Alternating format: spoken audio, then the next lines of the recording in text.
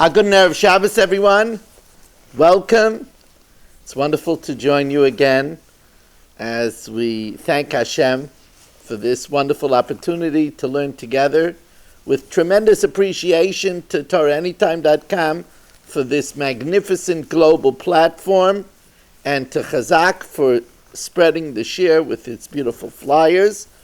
Tonight, the shir is sponsored by a new Talmud from Virginia Beach, not so new, but I just found out about him, and he's sponsoring the shir, Alan Chaim Dale, in loving memory of Fruma Bas Laser HaKoyen. Her neshama should have a lichtige Gan Eden in the schus of all our learning. She should be a malitzas yosher for her family, for all of us and all of Klal Yisrael. Once again, we learn for Fruma Bas Laser HaKoyen. Also, the shir is sponsored by Akiva and Rivka Leah Glatzer in memory of Sarah Bas Mordechai. Her neshama should have a lichtige Gan Eden. She should be a malitzas yosher for her family, for all of us and all of Klal Yisrael. And finally, my new shver, my wife's father, Rabbi Danziger, is sponsoring the shir in memory of his father who he never knew. He was died in Siberia at the hands of the Arurim, the cursed ones, and we learn Le'ili Nishmasai, Tzvi Elimelech ben Shmuel ben Yamin. His neshama should have an aliyah. He should be Meilitz Yosher for our family, for all of us and all of Klal Yisrael. He should have a lichtige Gan Eden. For myself, I would like to say that all of Klal Yisrael learns Refuah Shalema for Rabbi Dr. Twersky, Avram Yeshua ben Dvorah Leah. He should have Refuah Shalema b'seich Sharchela Yisrael. Vayhi Bshalach Paroi es says that Paro sent away the people. So the Medrash right away asks, V'chi Paroi sholchem? Did Paro send them away? It says, Kel moitziam mitzrayim. Hashem took us out of Egypt. Paro sent us away. Ela melamed sheparo haya malave oisam. Paro, when we left, he escorted us out. And indeed, in the Tanchuma, it highlights this too. Vayhi Bshalach, Paro sent us, Zeh Levoya. And the name of the parsha is Bshalach, that's Levoya. He escorts us, and the Tanchuma adds, Uma Scharoi. And what was the reward for this royal escort? Lo Sisaiv Mitzri. That throughout the ages, a Jew is not allowed to harbor hatred for a Mitzri. Now, the Ar Yohel really emphasizes the tremendous lesson that we learn from here. And that is that L'dore Doros, for all generations, there's a Torah command not to hate the Egyptian, because Paro escorted us out after Hashem scared him out of his wits with Makas B'chairis, and Paro himself was a Bechar, and the fact that all the idols were destroyed and Paro made himself an idol, right? After Hashem scared him out of his wits, but Paro took the time to escort us out for that mitzvah kala, for that small action. Throughout the ages, we're not allowed to hate an Egyptian. Similarly, right away in the beginning of the parsha, it says, V'loi nocham elikim derech eretz plishtim. Hashem did not choose the route of the Philistines to go to Eretz Yisrael, ki koravu, because it was close. So, of course, the obvious question is, if it was close, 3 million people, take them the closest route, right? The navigator takes you on the closest route. Why is that a reason not to go? So, the Yalkut says that kikoravu means kikoravu achesed she'asa kananim im Yaakov Avinu. It is still very recent, the kindness that the Canaanim did with Yaakov Avinu, although this was very many years before, over 180 years ago, when Yaakov Avinu passed away and was buried. But there still lingers. It's too close yet. It wasn't used up. The kindness that the Canaanites did with Yaakov Avinu, because when Yosef took Yaakov out of Mitzrayim to bury him, so it says, "Vayar Yosef ha'oretz ha'Kanani," the Canaanites, the dwellers of the land, saw as ha'evel, the great mourning, begoren ha'atud, and it says at the time they gave honor to Yaakov. Ista amrei zokvu koimasan, that when Yaakov's Oren passed, they all stood up. The Ista Amre and others say, Heru be'etzba oseyem. They pointed with their fingers and they said, Evil zel Mitzrayim, evil covered zel Mitzrayim. Look at this heavy mourning of Egypt. And because they gave this fleeting honor to Yaakov, then almost 2 centuries later, they still didn't deserve that the Yidden should come into their land right away. Now this gives us an idea that when we stand up by Hagbah, when they lift up the Sefer Torah, and we stand up, Zekifas Kaimaseinu, we stand up in honor of the Torah. Or when we point our finger and say, Zayis HaTorah Asher Sam Moshe, this is the Torah which Moshe Rabbeinu gave us, Al Bnei Yisrael, and we do that in honor of the Torah. You see, this was, when we do this, this is a reward that will linger for hundreds of years. It's an amazing thing. Or we talk about Paro's Bshalach Gems, Paro's escort. Then imagine the reward when we, even though we're full, but we go and we escort out the Shabbos with a Malava Malka, and we take 2 candles and light candles. That's what it's brought down. You light 2 candles in honor of the Malka. You don't just use grape juice if you can't tolerate it. You use wine in Havdalah, because just like you want to use wine in Kiddush, the Rambam says that we're Mekadesh is Shabbos b'Yitziyasai, just like we're Mekadesh is Shabbos b'Knisasai, we're Mekadesh is Shabbos as it leaves, and we set a little table and we serve a Malava Malka, not just grab a snack, but just like we sit down to a Friday night meal, we sit down to a Malava Malka meal with maybe perhaps a dish and silverware, not plasticware, because this is the Malava Malka. Look, we have a Bshalach because Paro was Malava the Bnei Yisrael. So he was Zeicha that there would be throughout the ages Lo Yisasaiv Mitzri. So if we go ahead and we're Malava the Shabbos, I'll give you another example of Halva. And that's if you go and you're Malava, your father, your mother, right? Your Rebbe, right? So that's also a halva escort, that's a special mitzvah. And now I want to conclude this idea with something I think that's even more practical. And that's when your husband is leaving in the morning, how do you send him away? That's a very big thing. Because if you send your husband away in a pleasant way, then he looks forward to coming home in the night.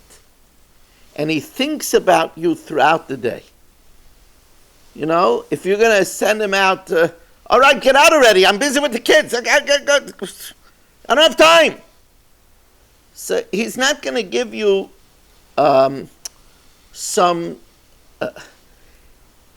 he's not going to have thoughts of warmth during the day like he has if you send him off and say, you know what, I can't wait till you come home.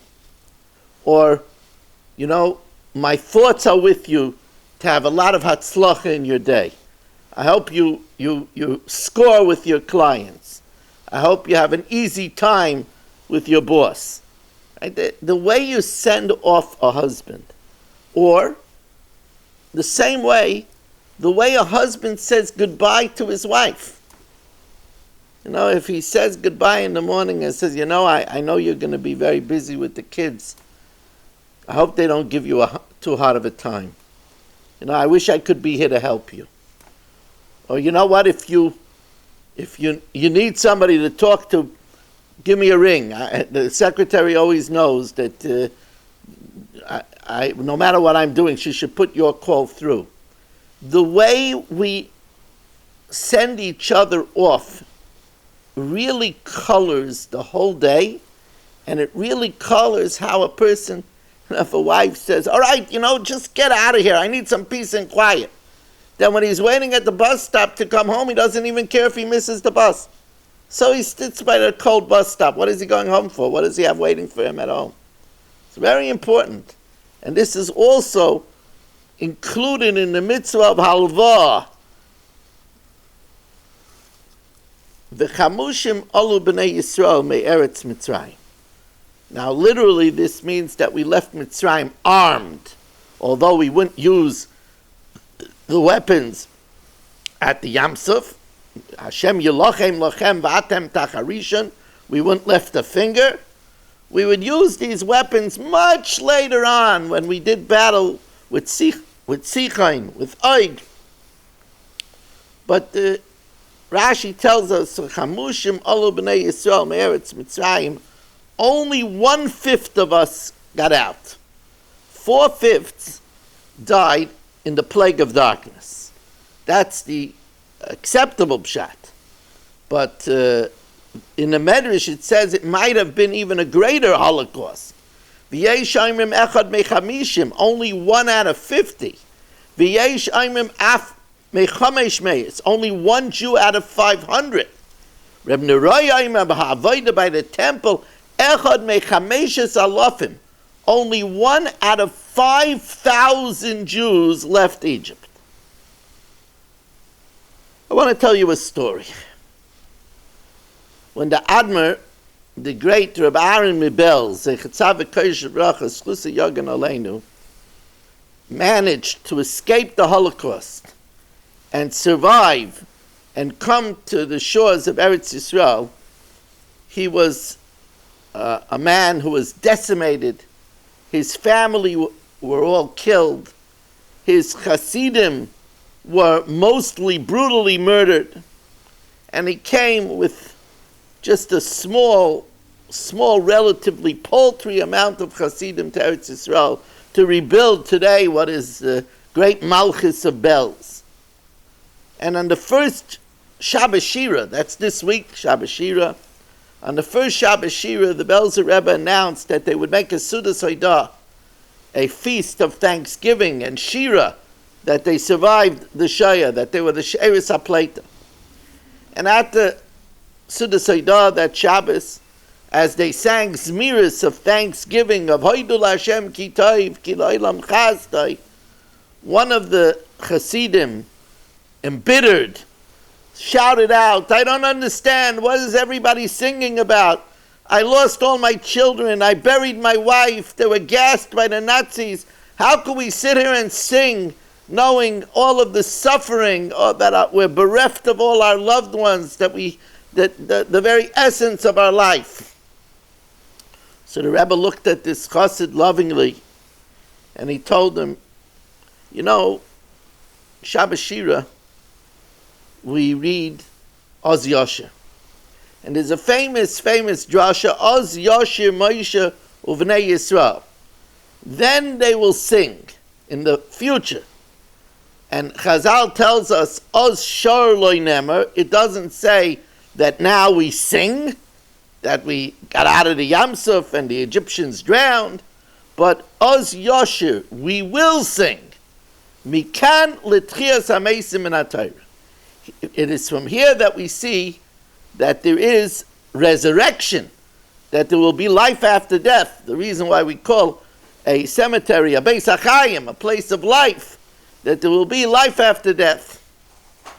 The Rebbe asked, why do we specifically learn Tchias HaMeisim here when we come out of the Yam Suf? There's so many places in the Torah where we can learn about Tchias HaMeisim. The Torah could teach us when Avram Avinu buried Sarah Imenu that that's not it, that there will be life after death. Why over here by the Yam Suf do we learn about Tchias HaMeisim?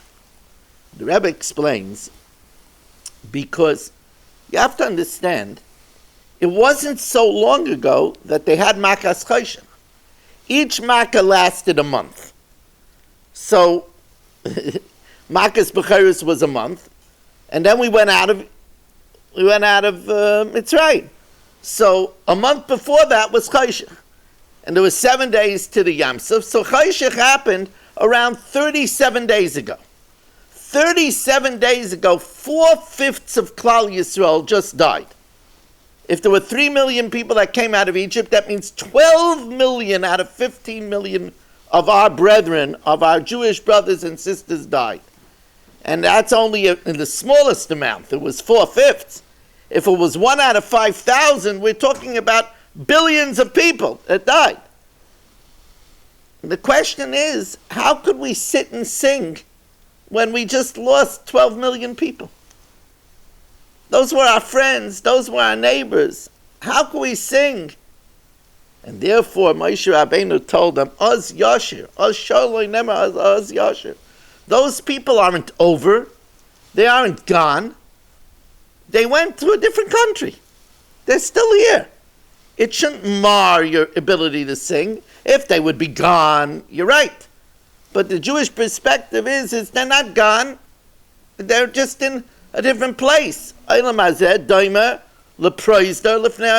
a hallway. They're in a different room. They're in a different place. That's the Jewish belief. That's why it says that we're not allowed to tear out our hair and make cuts in ourselves over a mace. Because if we show too much grief, then it seems to be that we're denying life after death. And that's a very cardinal belief by us. We have to know that every day, 3 times a day, we affirm our belief in Tchias HaMesim. V'ne'eman atah lahachayos mesim. You are trusted, and we believe, we affirm that you're going to bring back the dead. And the reason why we're so adamant of doing it, because the Gemara says in Masechtas Sanhedrin that the elu she'ein lahem chelik l'olam haba kofer b'tchias hamesim. If you deny in life after death, the Gemara says mida keneged mida chas v'shalom, a person won't get it. So therefore, we make it clear: I'm from the believers. So we're speaking about Oz Yashir Moshe Bnei Yisrael. So the question is that it says in the Zohar in Shema says clearly, Bikshu Malachi Ashareis Leimer Shira. The Malachim wanted to say Shira, and Hashem said, Ma'aseh Yodai Tovim B'yam. My handiwork is drowning at the sea. V'atem omrim Shira? And you want to say song? I mean, this is Gemara. I'm saying it's a Zohar. Later I'm going to tell you a Zohar. But the Gemara says, Ma'aseh Yodai Tovim B'yam. My handiwork is drowning at the sea. V'atem omrim Shira? So then how come we could sing? Right? Moshe Rabbeinu led us in song as we saw the Egyptians dead by our feet. That's what it says. The Yam spit them out and we saw them dead, our enemy dead. How could we sing Shira if the Malachim were denied? You know, normally our prayer is a copy of the Malachim. Right? We always talk about it. How Valfanim v'chayis hakodesh, misnasim, luma serafim. Right? We talk about that. We pattern ourselves on the angels. They give permission to each other. After you. So here the malachim are not allowed to give shira, but we did give shira. So the simple explanation is that normally, if people are suffering, it's not time to sin. V'rachamov al kol ma'asav ksiv. Hashem has mercy on all creation, so it's not a time to sing. But if you become uplifted and you become better in your avodas Hashem, then there's something to sing about. Now, the malachim that don't have bechira, they don't have free will, and therefore they're not tested in their emunah. They have crystal clear emunah without any questions, because they don't have any choices. So they don't get any aliyah by seeing the wicked being punished. So therefore, for them, there's nothing to sing about. The people suffering, Hashem's handiwork, what are you singing? On the other hand, Klal Yisrael is always tested in their emunah. And we always need chizik in emunah. As the pasuk says, Vishilumas rishoim tira. You will see the payment of the wicked. And that will strengthen your emunah in schar v'einish. And that there's a boirei in the olam. So for that, there's something to sing. That's one reason why we're different than the Malachim. But there's another very basic reason why we're different than the Malachim. And that is because the Malachim don't have reason to have Hakaras HaTov. They were never persecuted in Egypt with Avodas Perach. Their babies weren't drowned in the water and buried in the walls of Pithom and Ramses. Therefore, their rescue from the Egyptian doesn't involve any Hakaras HaTov, any gratitude. But Klal Yisrael, that the 9 million Egyptians that chased us, we learn because it says, Vishalishim al kulei, there were 3 Egyptians to every 1 Jew. There were 3 million Jews, so 9 million Egyptians were chasing us to drive us into the sea, to murder us, to kill us. And Hashem rescued us by drowning them in the Yamsuf. Then it's incumbent upon us, because of Hakaras HaTov, to sing, and that's why we sang. You have to know that the great sin of Paro was he didn't have Hakaras HaTov. That was the beginning of the downfall of Egypt. Vayokom melech chodesh al Mitzrayim asher lo yoda es Yosef. A new king arose who made as if he didn't know Yosef. Here Yosef saved the land. Everybody else's food spoiled. Yosef's didn't, and he saved all of the Egyptians. And this Paro is the reward you give. This is the gratitude you give to the Jews who saved Egypt. And that's why, since Yosef provided bur, grain, for Egypt, and Paro was not grateful, that's why 5 of the 10 makis of the 10 plagues have the word bar, grain in it. Look at it. Barad has bar. Arav has beis reish. Deber has beis reish. Right?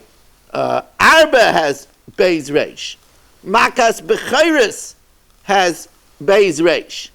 Right? They all have, 5 of the 10 makas have bar, has grain in it.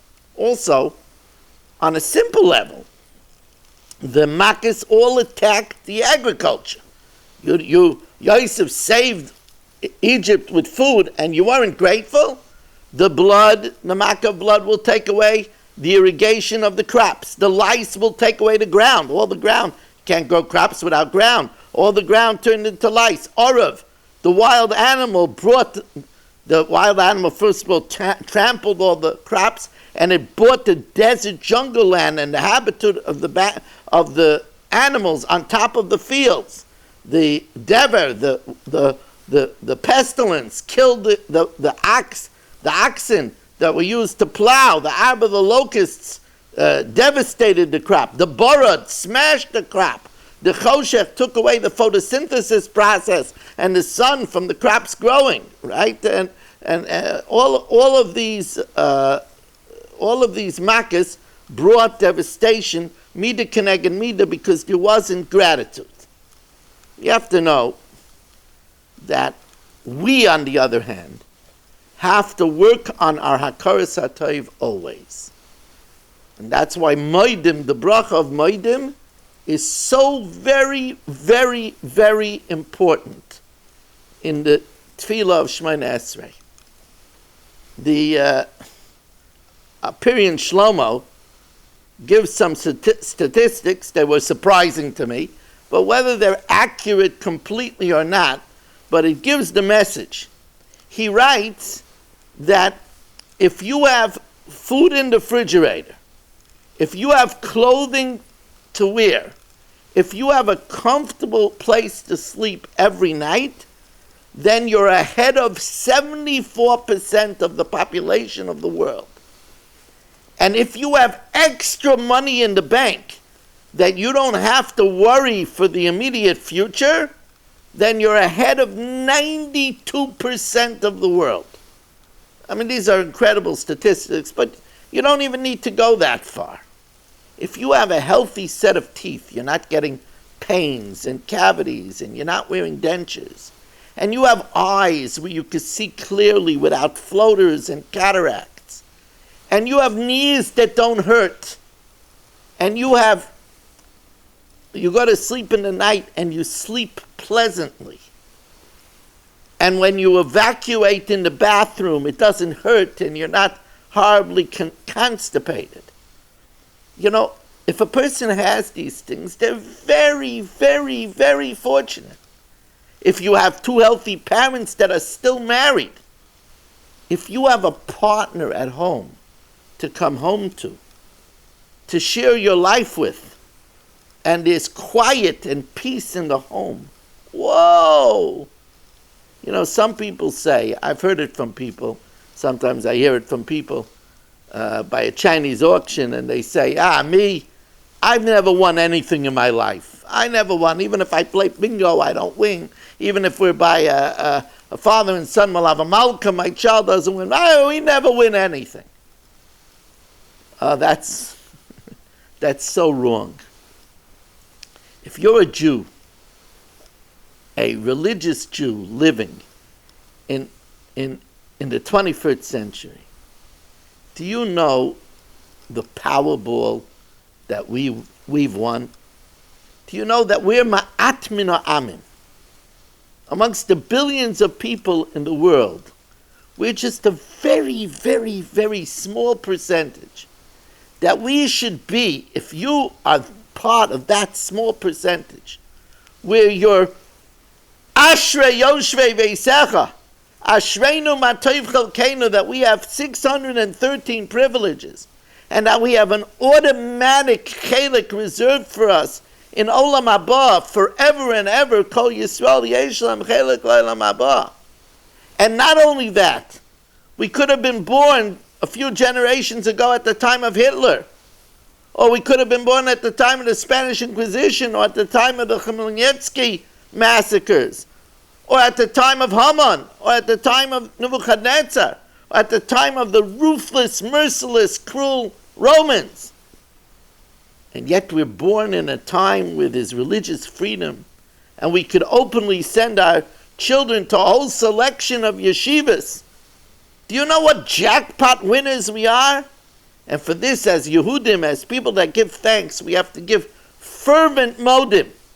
It's like the Niger Rav said, if a person lived through the spring and is 60 years old last spring, and he escaped Corona, how we have to say modim? So we have to know that we surely have to work on Hakaras HaTov. V'chalmushim alu b'nei Yisrael me'eretz Mitzrayim. As we said, 4/5 at least of Klal Yisrael died in the plague of darkness. So the question is, so Dasan and Aviram that didn't die, that survived, and they went on to go and be in the midbar, they caused trouble, they planted mun on Shabbos that the birds had to eat, and they caused such terrible problems for Moshe Rabbeinu during the Adas Kairach. Why did they survive? You mean the 4/5 of Klal Yisrael were worse than Dasan and Aviram? Could that be? So there's a famous teretz of the Taisus Arash. The Taisus Arash says that while Dasan and Aviram were Rishon, but the people that died is because they didn't believe in leaving Mitzrayim. You know, part of a Yid is tzipisa liyeshua, that a Yid hopes for salvation, that there's going to be a geula. The 4/5 that died didn't want to leave Egypt. They believed that they should stay in what now is their homeland. Hashem says, if you don't want to leave, then Shem take for Aschem. Then you're going to stay here. Dasan and Aviram did believe. Truth of the matter is, they didn't believe in Moshe. They didn't believe in Moshe Rabbeinu, and therefore they didn't go out. When Paro said to the Bnei Yisrael, Nevuchim Haim, that the Bnei Yisrael is trapped, right? So it says that Dasan Aviram stayed. Later the Yamsuf would split for them privately, the Targum Yonasim Ben Azil says. It's not because they didn't believe in leaving. They did believe in Pakad Yifkaid, the Rush says, but they didn't believe that it was now. They thought it was at 400 years, not at 210 years. But because they believed, they didn't die.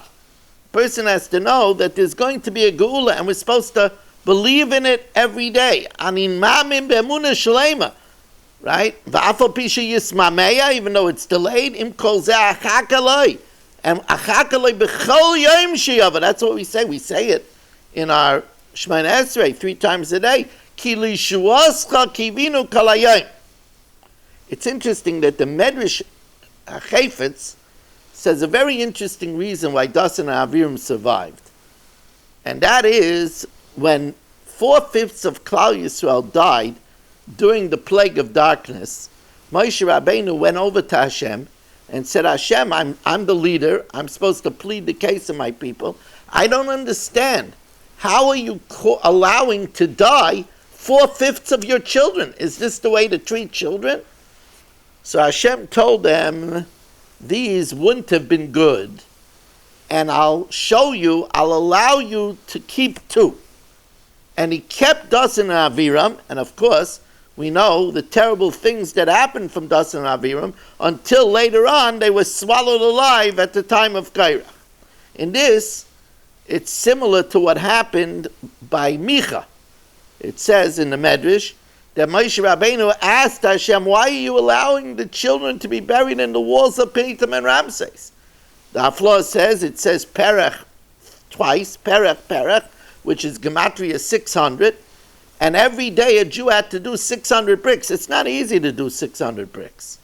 If they were short a brick, they had to put a child instead into the walls, and parents were screaming, don't take my child. Ah! Moshe Rabbeinu said, Rabbeinu Shalom, why are you allowing Yiddish Kinderlich to be buried in the walls of Pitam and Ramses? So Hashem said they would be loy male, they wouldn't be good. And he says, I'll let you take one out. So Moshe Rabbeinu took one out from the walls. That's why he's called Micha. Micha means mach. He was crushed already. And what happened? From Micha came the Pesel Micha. The Pesel Micha, which caused Klal Yisrael trouble. It says, V'amayim lohem chayma, the water was chayma, but it's written chayma, defective above, and it's read, V'amayim lohem chayma. The waters were angry. What were they angry? Because there was already an idol passing the Yamsuf. That's Pesel Micha. We have also the famous teretz of the Maril Diskin. The Maril Diskin, Zechzav V'Kosh V'Racha Schus Yagan Aleinu, says that when the Shaitrei B'nai Yisrael, it was a system. You know, it's like the Nazis' capo system. They put Jew against Jew. So what happened is there wasn't an Egyptian taskmaster. Paro said, let the Jews hit the Jews. So he had the Jew do work, and then he put on top of them a Jewish taskmaster. So if the Jew didn't work enough, the Jewish taskmaster was supposed to hit him. Now, the Shaitrei B'nai Yisrael, they showed tremendous valor in that instead of hitting their Jewish brethren, they didn't hit them, and then the Egyptians hit the taskmasters. So they took the beating upon themselves. And that's why when it became harder, and Paro stopped giving them straw, so Dasan and Aviram said, Hivashtem esreichenu, because they got hit so badly that their flesh started to smell from the wounds. Hivashtem esreichenu. And the Maril Diskin says in the Schus that Dasan and Aviram took the beating upon themselves rather than to have the Bnei Yisrael beaten. Therefore, they merited that the sea split privately for them, and they merited to live into the Midbar. Now, from here, we see a very important lesson, and that is that people can departmentalize their lives. You could have a person who sits on the Mizrach Wand is very, very erlich in shul, but he cheats in business. He departmentalizes his life. Business is business. You know, ruchnius is ruchnius, but business is business. Of course, it's wrong. You can have a person that can be a rachamon.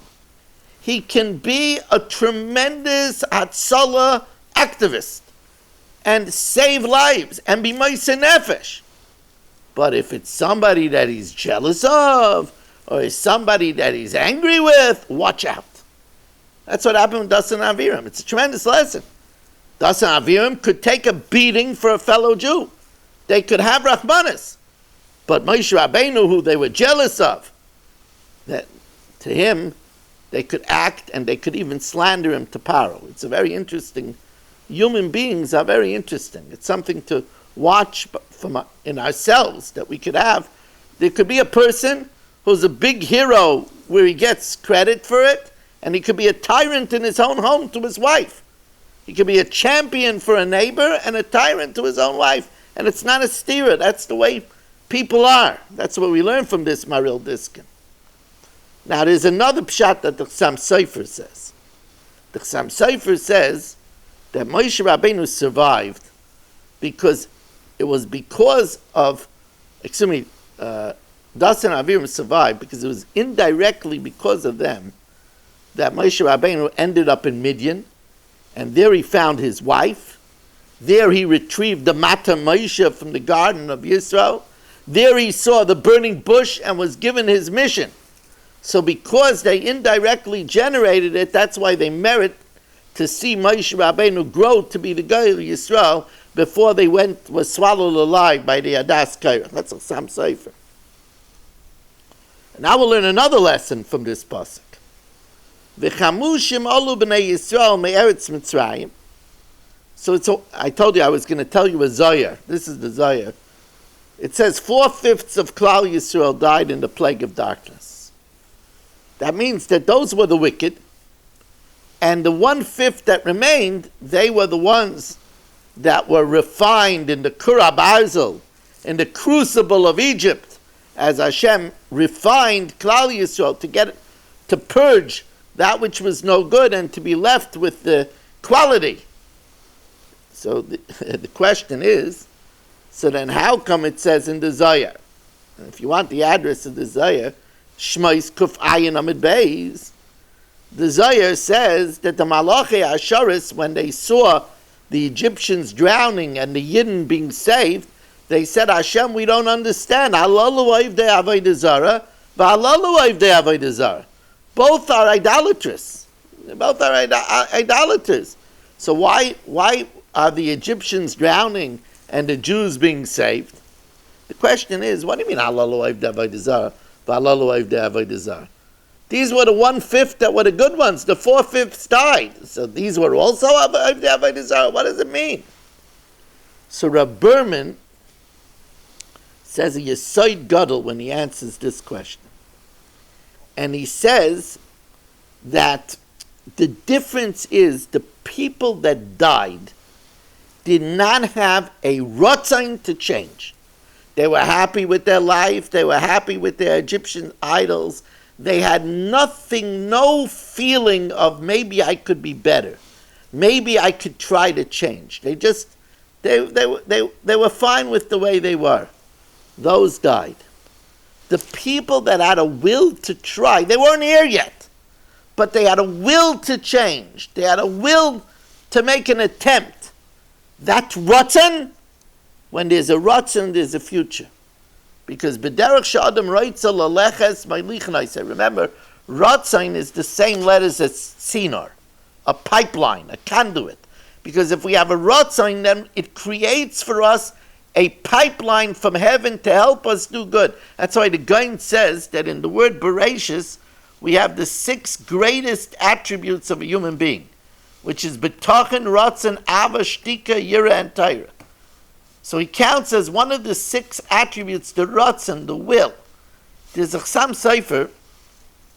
The Chassam Sofer says on the pasuk, Kol ha'machla asher samti b'Mitzrayim, lo yosim olecha, ki ani Hashem roifecha.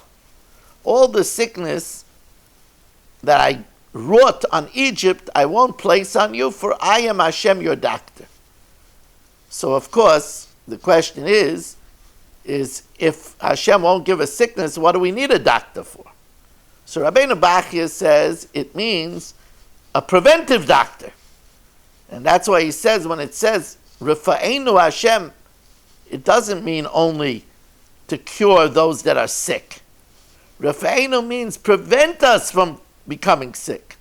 Kalamachla shesamti b'mitzayim lo yosem alecha ki ani Hashem reifecha means I am Hashem I'm a doctor of prevention. That's what we say, Baruch Hashem roifei kol basar. Hashem prevented us from getting sick because He allowed the waste to get out of our body before we get sick. So that's roifei kol basar. Hashem prevents us from getting sick. But the Chassam Sofer says something else. It says, Kol hamachla asher samti b'mitzrayim lo yosem alecha. What's the machla in Egypt? What's the sickness? The greatest sickness in Egypt was what our parsha starts out with. V'ani ichbariti esleiv Paro. I hardened the heart of Paro. I took away his bechira. He sinned so much that I took away his free will. Says the Chassam Sofer, that's the biggest sickness. Because if that's there's no hope. Because if a person is already in a matzav where he can't change, then he's doomed. But that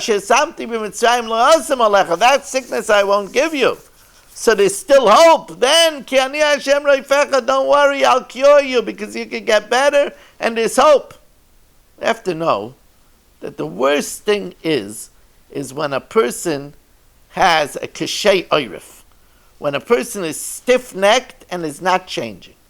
If he's not changing, she's not changing, then it's a bitter amaisa. That's why it's certain things that are so dangerous. The attitude of echta v'oshuv. I'll sin and I'll do tshuva. And a person keeps on saying echta v'oshuv. I'll sin and I'll do tshuva. I'll sin and I'll do tshuva. That's a big problem because then it's very hard. Ein maspikim b'yado l'asas tshuva. It's not impossible, the Rambam says. But it's very hard. Or a person, Ava v'shana, when a person keeps on repeating the same thing, nasala kater, it becomes like it's permitted. Here's a person, he leaves shul. In Musaf, he didn't think once about Hashem. Forget about the Korban Musaf. Of course he didn't think about the Korban Musaf. But he didn't even think once about Hashem. He was thinking about the cholent and the sleep and what he's going to do Matzah Shabbos. And he comes home and his wife asks him, how was shul? Oh, great. It was great. A good davening, a beautiful chazan. But he didn't think once about Hashem. He doesn't even realize it. Right? Here's a man. He's screaming in the house. He raises his voice and he's screaming at his wife. He's screaming at his kids. The Rav gives a drasha about that kas is so bad, right? That kolakoyes kol mine gehenim sholtem by, and he's looking at the Rav and he's nodding his head in agreement. Dumb cup! You're always yelling at home, but Abba Vishana Nasa Lakata repeats it so many times it becomes like it's mutter. He doesn't even realize he's doing wrong. Or he don't realize doing wrong. See, the Bechira isn't there. That's the great machla of Mitzrayim. Chassam Sofer says, Kala machla shesamta b'Mitzrayim. The great sickness of Egypt is ani echbariti a slave para. I took away from him the Bechira. You know, there are people that unfortunately a person has a certain amount of discretionary time. Discretionary time means the time that we have to do whatever we want. A person has to go to the bathroom and he has to eat and he has to commute and he has to work, right? And he has to pay the bills. You know, there's a lot of things that we have to do. And then there's some discretionary time. There are people that fritter away all their, and it's the discretionary time that defines a person to a great extent. What do you do with your discretionary time? There are people that they go to shul 3 times a day, even if they have to go out again and find parking, and even if they have to look for a minyan. And then there are people that use their discretionary time, even though they're tired, to go and learn. And there are people that use their discretionary time to help their wives. to help their husbands, and then there are people that use their discretionary time to cheer up elderly parents. It is that, and then there are people. What do they do with the discretionary time? They have this big glass with a lot of channels and a lot of choices, and they sit in front of it and they veg. And if a person doesn't feel that they could do better, then they don't even try to improve on it. They think it's okay. That's a great sadness. That's a great sadness.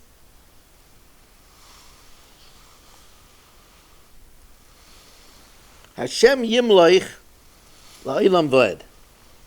Now, a very interesting medrash in Shmos Rabbah. It's a famous lesson, but I never knew that this is one of the major sources for this lesson. Hashem is king forever and will reign forever. Yimloich is written defective. So the question is, Hashem's reign is not defective. Hashem's reign, Malchus D'Shmaya, is perfect. So why is it written defective? So the Medrash says it means that Hashem will not lord over us in a tough way. Let me read you the Medrash. L'lamedcha she'eina kodesh baruch hu ba b'tirchais im b'nei adam. Hashem doesn't give us too hard of a job.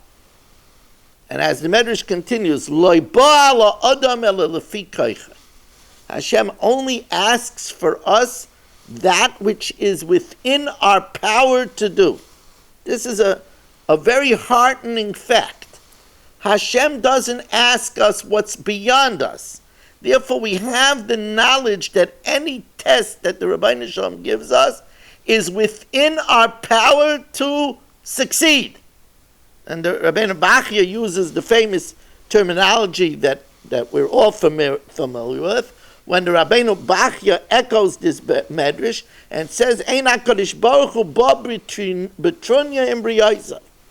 And as I've explained many times, this is the bedrock of the declaration, the most famous national declaration of the Jews, and that is Na'aseh v'nishma. I will do and I will listen. In fact, that we were able to say I will do even before we hear what it's about. Is that responsible? Do you say I'll do before you hear what it is? Maybe you won't be able to do it. No! Because if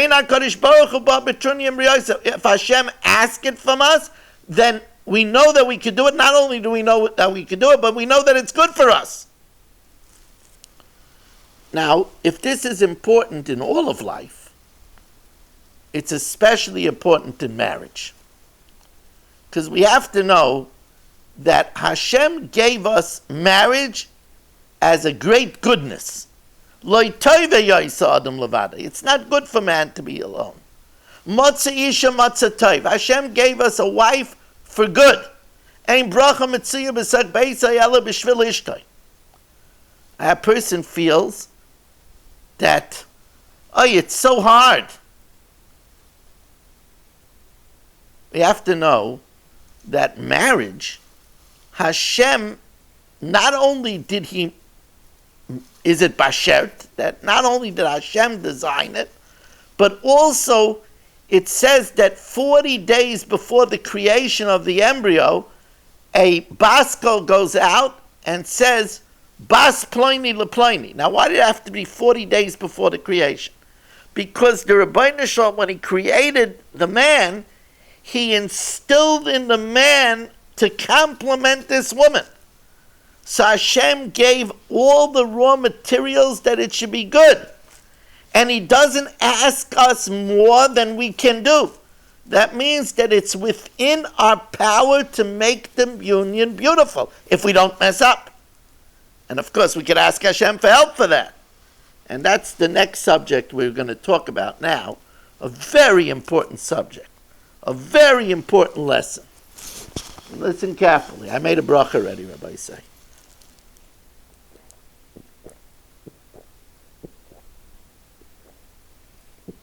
You know, before I go further, the last 2 weeks, I had a lot of sponsors. Actually, this past week, I didn't get any new sponsors. These sponsors were carried overs from other weeks. So for this week, I didn't get any calls. The sponsorships are obviously from Hashem. I have a big pool of people all over the world that are listening to me that I don't know. All I could say is that your sponsorships help me. And I'm asking that if you're enjoying this share, that you should think about becoming a sponsor and helping the share. I don't have any sponsors for next week. As I said, I need the sponsors in the beginning of the week because I recorded early so I could send out to my digital subscribers the share in the beginning of the week. So if you would like to sponsor the share, a postal sponsor is $540, a regular sponsorship is $360. The way to do it is to call me or text me at 718-916-3100. Again, 718-916-3100. And if you would like to get an email of the share early in the week, it's $26 a month. You could also arrange that, 718-916-3100. Or you could email me. My email is Rabbi Moshe Meir Weiss, Staten Island, at AOL.com. So that's RMMWSI at AOL.com. RMMWSI at AOL.com. Now it says, Vayasa Moshe es Yisrael miyamsuf. Moshe Rabbeinu took the 3 million Yidden from the Yamsuf. Vayelchu shloishes yomim, and their first trip from the Yamsuf was a very tough one. Vayelchu shloishes yomim, they went 3 days. V'lo yipmatzu moyim. For 3 days in the desert, they had no water. Vayavay marasa, and then they saw a huge fountain, enough for 3 million people. Vayavay marasa, and it was almost like a mirage, but they saw it's water, and there was excitement. And then they tasted it, and it was too bitter to drink. V'lo yachlu lishtais mayim ki morim hein. So what did they do? They complained, Vayileinu el Moshe, this is what you took us out to? So, Al Kain Karishma Mara, they called the name of the place Mara. And they complained to Moshe, Lema man ishta. So it says, Vayitzak el Hashem, Moshe Rabbeinu cried out to Hashem. It's interesting, it says Vayitzak in the singular. They complained. But Moshe Rabbeinu was mispalel. Vayitzak el Hashem, Vayareu Hashem eitz, Hashem showed him wood. Vayashleich el hamayim, they threw that wood into the water and it miraculously turned it into sweet. Vayimtuku hamayim. Sham sam leichayku mishpat. There Hashem taught them a statute and a law. He taught them a lesson. So of course, Rav Bernsweig asked the obvious question. Didn't the Yidden suffer enough? They just had the scare of their life with 9 million Egyptians chasing them, the raging sea fronting them, desert animals on one side, towering, scary Baltzafon on the fourth side. They were trapped! 3 million Jews trapped, and then they came through the Yamsuf, and now 3 days they went without water, and then they had to taste bitter water. Let Hashem make the water sweet. What does Hashem want from them? So Rav Bernsweig said he wanted to teach them a lesson in life. And this is a fundamental life lesson for all of us. And that is that sometimes we come on a situation that looks bitter. And it doesn't look like there's any eitzah. But the truth of the matter is that the refuah was there before the bitterness. Hashem creates the refuah before the makkah, like he did over here. The water was bitter, but there was plenty of wood to throw into the water and make it sweet. The wood was there. The refuah was there before the makkah, but you have to see it. What device allows you to see it? That device is tefillah. Vayitzak el Hashem, Moshe Rabbeinu cried to Hashem, Vayoreyu Hashem eitz. And Hashem showed him the eitz. The refuah is there. It's not that Hashem then, because it's tefillah, creates a refuah. No, the refuah is there already. We just couldn't see it. What do we do to be able to see the Eitzah? We daven. I'll tell you, in the Sefer Likra Shabbos Malkasa, he says an incredible story. There was a family, Nebuch, their child, was born with a very sick heart. And they had to come to America to a very big heart hospital to have an operation. They had to raise a lot of money, which they did, for the operation, for the trip.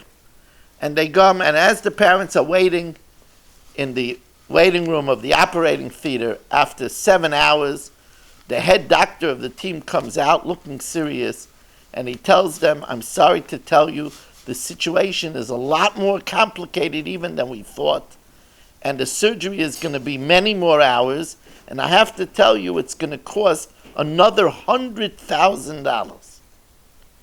So they go out, and of course they tell them to continue the surgery. What choice do they have? And they're crying bitter tears. How are they going to ever come up with this kind of money? And they're crying bitter tears. And somebody passes by and sees them crying like they were, and he says to them, look, you know, about 10 blocks from here, there's a very, very wealthy man. Go to him, maybe he could help you. So they go, they knock on the fancy mansion, and they say, who's there? And the person says, an Avreich from Bnei Brak. Avreich means a yeshiva man, a young yeshiva man. So the man opens the door and gives him an envelope, and he says everything is in order, and he shuts the envelope. So the man looks and puzzled. He opens up the envelope. Inside is $100,000. He couldn't believe his eyes. That night, after the baby came out of the surgery and everything was looking good, he gets a call from a Rav younger man from Bnei Brak, who has a yeshiva in Bnei Brak. And this Rav tells him, you know, I worked a year to get from that gevir $100,000. And I had an appointment for 4 o'clock. But because the elevator in my building got stuck, I was 15 minutes late. And you came 15 minutes before, and you said you're an Avreich from Bnei Brak. Avreich in Hebrew is a younger man. So he thought that it was me, and he gave you the $100,000. So I called my Rebbe, Rav Greineman, and he said that this couple's tefillas preempted your need for the $100,000. And you had to work on this a year so they should have that $100,000 for their child. This was already, the refuah was there before the market. It was a year in the working. But they only got it with their bitter tefillas, with their tears and their tefillas. A lot of times there's a situation which looks mar, but really the refuah is already there. But the way to reveal it is through tefillah. That's the power of tefillah. Now we should continue and say, they didn't call the name of the place Mosuk. It was a miracle. They threw in the wood and the water became sweet. They should call the place Mosuk. They called it Mar. And that's because we have to know that it's sometimes the bitterness that brings about the Yeshua. That's what happened in Mitzrayim. You know, it's interesting. When Miriam went to sing, it says that Miriam took the toif biyada. She sang with cymbals. Cymbals are percussion instruments that bang against each other, like drums. Why did Miriam use cymbals? So you say she played the cymbals. I mean, there's all kinds of instruments. There's flutes, there's harps, there's lyres. Why did she use cymbals? So the Mefarshim say it's because they bang against each other. And what Miriam was saying in her Shira is that you have to know that sometimes when we get banged up, that brings the Yeshua. And that's the famous word from the Vilna Gaon, such a ga'inus. It says, Vayimaru es chayayim, they embittered our lives. And we know that really we were supposed to be in Egypt 400 years. But because of the Kushi Hashibit, because it was so harsh, we worked in 210 years the amount of 400 years. And that's why the trup, the musical cantillation on Vayimaru es chayayim is Kadma v'Yazla. Kadma v'Yazla. Right? Kadma v'Yazla means that because of Vayimaru es chayayim, Kodam v'Ozl, the Geula came quicker. Now, you might not be convinced until you hear the gematria of Kadma v'Yazla. That's mind-boggling. Kadma is 145, and v'Azla is 45. That's 190. It came earlier than 400 years, 190 years. Instead, it was 210 because of the Meriris. I'll tell you a quick story with this. In Europe, there was a young man, who came down with the dreaded disease of shachefes. It's a type of swelling lesions that was no cure and highly infectious, and people that had shachefes were put in a sanatorium for life sometimes. Very rarely did it get better. So this young man finds himself doomed to be in this building with other 6 people until he dies. And he was just, what could be worse than this? A few days later, after he was consigned to the sanatorium, the Nazis came, took his whole family, his whole building, his whole community to the gas chambers. He was in the sanatorium. Nobody goes near a sanatorium. He survived the war and lived to be 100 years old. Sometimes the Meriris is the very Yeshua. Vayomer Hashem el Moshe, Niteyes yodcha alayam. Stretch your hand on the sea. Shashi, they're here. Vayomer Hashem el Moshe, Niteyes yodcha alayam. Stretch your hand over the sea. So the Medrash says that when Moshe Rabbeinu tried to split the sea said, we're not splitting. We have seniority over you. We were created on the 3rd day, you're created on the 6th day. And the sea steadfastly refused to split until it says that the Rabbeinu Shalom stretched his right hand together with Moshe Rabbeinu and the sea split. On the other hand, what happened with Rav Pinchas ben Yair? Rav Pinchas ben Yair was once going to be Paidish Shvuyim and to redeem captives, and he came to the Nar Ginoi, to the river Ginoi, and he said, Ginoi, Ginoi, let me pass. And the river Ginoi started arguing with him and started saying, look, we don't know if you'll be successful to redeem the captives or not, but I'm definitely doing Hashem's will. He says, look, I don't have time to chit-chat with you. Split, or I'll be geyser on you that you won't ever have water again. So, like a little child, Ginoi split. Then came a Yid who was carrying wheat for matzahs. He said, split for a Yid that's doing mitzvahs. And the sea split for the Yid that's doing the mitzvahs. Then a guy that was escorting them, an Arab, was there. And Rav Pinchas ben Yair says, split for the guy too, that they shouldn't say that we don't treat well those that are escorting us. So it's split for the guy too. Question is, the sea splits for the Arab, the sea splits for the Yid, it splits for Rav Pinchas ben Yair, for Moshe Rabbeinu, it can't split. So Orach Chaim HaKadosh says the difference is Rav Pinchas ben Yair's Maisa was after Matan Torah. At Matan Torah, the world was given and meshubed to those that are amal in the Torah.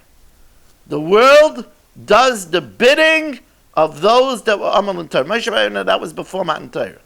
After Matan Torah, the world was given under the control of those that weary themselves and toil in the Torah. This is why the whole world breaks a path to Rav Chaim Kanievsky, a man that every year on Erev Pesach makes a siyum on Bavli, Yerushalmi, Shulchan Aruch, Tanakh. The list goes on and on and on and on. That's why his bua is worth everything, because the world was given over to Omlei Torah. I want to finish off the shir. We're going a little bit over time. And again, I want to remind you, please, we need sponsors for the coming week. 718-916-3100, rmmwsi@aol.com. It says, V'loi shama Moshe Rabbeinu said, don't leave anything overnight. V'loi shama Moshe v'yivasim rimenu ad boker. They left over till the morning. What happened to the mun that they left over till the morning? Vayorem toiloim, it became wormy. Vayivash, and it's spoiled. In the Kudris Beis Halevi, it says that we learn out from here that if people make more than the proper ishtadlus, they stay at the office till midnight, and they do more than they don't even know their children. Their children get married, and they hardly spend any time with them. They were either always at the office or too famatet.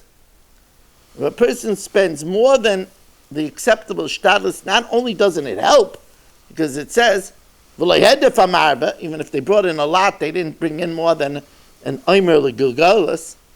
Not only didn't it help, but it's worse. It becomes wormy. In the Tshuvas Anogis, Rav Sternbach, he writes that he heard from Rav Elchanan. Rav Elchanan says that sometimes if a person makes more hishtadlus, they might come home with more parnasa, but they'll pay for it with gesund. Or you'll say, well, I see if I'm working more, then I'm going to make more money. I see it in my books. I work more, I bring home more money. Yeah, but you don't understand, because Hashem will not give you a little any more than you were supposed to get on Rosh Hashanah. Your transmission is going to go, or your water boiler is going to break, or they're going to raise your tuition. There's a woman that used to help a neighbor, and as she grew old and sick, she said to her, you know what, please, remember me in your will. And what happened is when the woman died, they read the will, and the original will said to leave her house to this woman, but because she said, remember me in your will, she says, there was a codicil that said at the end, I don't want to leave it to her, because I see she only did it because she was thinking about what she's going to get out of it. Sometimes, too much ishtadlus is not a good thing. Always too much ishtadlus. And the people ask me, how do you know if it's too much ishtadlus? If it takes away from you having the proper time for your wife and your children, or it takes away from you davening a mincha and minyan, and marv and minyan, if it takes you away from doing the minimal amount of learning, then you know that you're doing too much ishtadlus, and you're not going to get anything extra. To the contrary, it becomes wormy. It's going to be worse. We should all know the proper amount of ishtadlus, and Hashem should give us parnasa berevach u'b'chavod. Thank you all very much for joining us, and have a wonderful Shabbos.